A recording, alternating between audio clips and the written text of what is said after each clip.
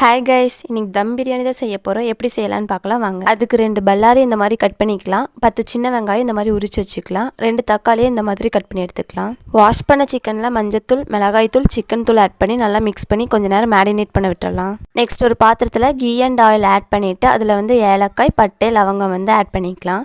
அது பொரிஞ்சதுக்கப்புறம் நம்ம கட் பண்ணி வச்ச ஆனியன் அது கூட ஆட் பண்ணி 2 ஸ்பூன் சால்ட் ஆட் பண்ணி நல்லா வதக்கிக்கலாம்.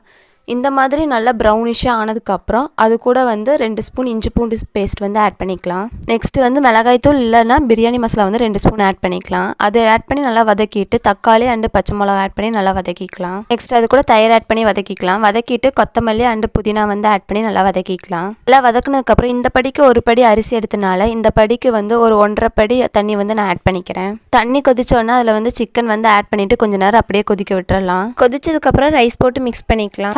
தம் போட்டு எடுத்தா பிரியாணி ரெடி பண்ணுங்க. மறக்காம லைக் அண்ட் சப்ஸ்கிரைப்